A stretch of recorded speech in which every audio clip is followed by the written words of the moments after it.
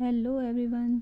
चलिए, ये वीडियो उन सभी के लिए है जो लॉ की तैयारी कर रहे हैं या फिर सीए, सीएस और जिनके पास सब्जेक्ट है ज्यूरिस्प्रूडेंस।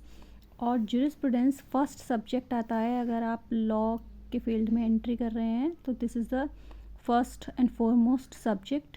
सो बहुत ही इंटरेस्टिंग सब्जेक्ट है। चलिए इसके बारे में थोड़ा सा जान लेते हैं। इंट्रोडक्शन आता है सबसे पहले कि what is jurisprudence, second natural law school, analytical school, historical school, sociological school, American modern realism और इसका नाम है रियलिस्टिक स्कूल। तो कुल मिलाकर टोटल 5 स्कूल्स होते हैं जो हमें पढ़ने होते हैं। लास्ट टॉपिक है इकोनॉमिक अप्रोच ऑफ लॉ। तो चलिए हैंड रिटन नोट्स की तरफ बढ़ते हैं हम और थोड़ा सा जान लेते हैं इसके बारे में। ज्यूरिस्प्रूडेंस, चलिए डेफिनेशन, नेचर, स्कोप, इम्पॉर्टेंस, ये सब आता है सबसे पहले इसमें। उसके बाद क्लासिकल नेचुरल लॉ और रिवाइवल ऑफ नेचुरल लॉ।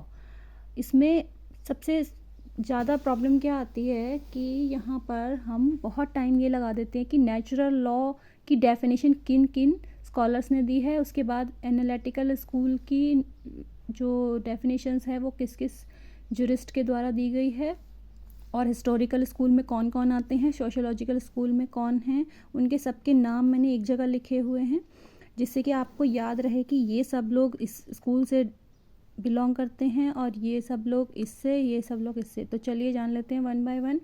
इसमें नेचुरल लॉ सबसे फर्स्ट आता है, natural law of school.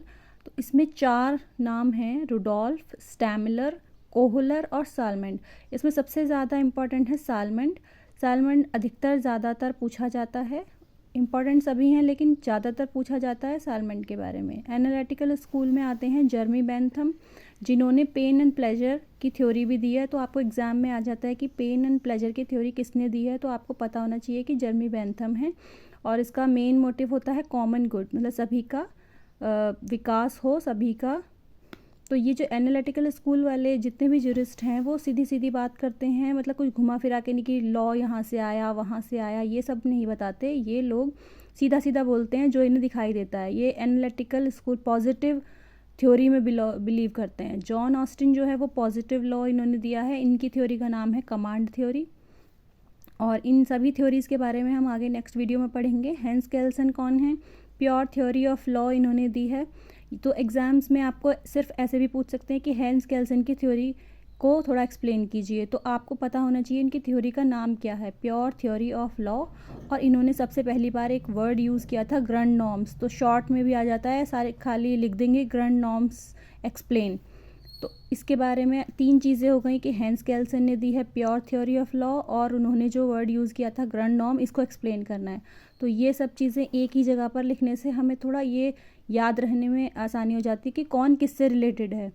HLA heart, man made law, इनकी थ्योरी है मैन मेड लॉ। तो 4 लोग हो गए एनालिटिकल स्कूल में, 4 ही थे नेचुरल में। आगे आ जाते हैं हिस्टोरिकल स्कूल।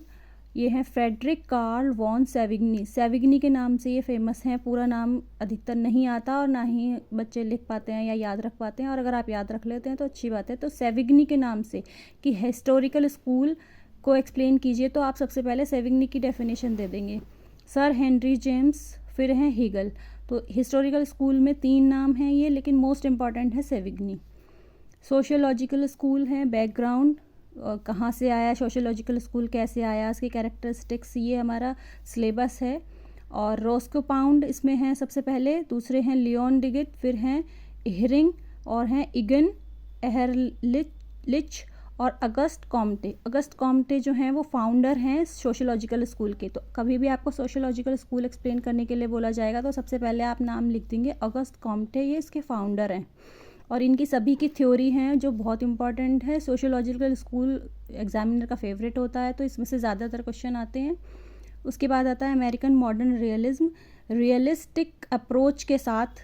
तो ये first school, second school, third, fourth और ये वाला है हमारा 5th, जिसे कि रियलिस्टिक स्कूल भी कहा जाता है। 7th टॉपिक है हमारा इकोनॉमिक अप्रोच ऑफ लॉ। ये जो सिलेबस है बेसिकली, ये सिलेबस है लॉ स्टूडेंट्स जो भी LLB वगैरह कर रहे हैं उसमें ज्यूरिस्प्रूडेंस में फर्स्ट ईयर में, फर्स्ट सेमेस्टर में इतना ही सिलेबस आता है। और ये एक बेसिक है, तो बेसिक तो सभी को पढ़ना होता है जो भी लॉ स्टूडेंट्स हैं, तो ये उन सब के लिए इम्पॉर्टेंट रहेगा। ये मैंने हैंड रिटन अपने लिए बनाए थे, तो मैं आपके साथ शेयर कर रही हूँ। आई होप आपको पसंद आया होगा। तो नेक्स्ट वीडियो तक के लिए bye bye, take care and study करते रहिए।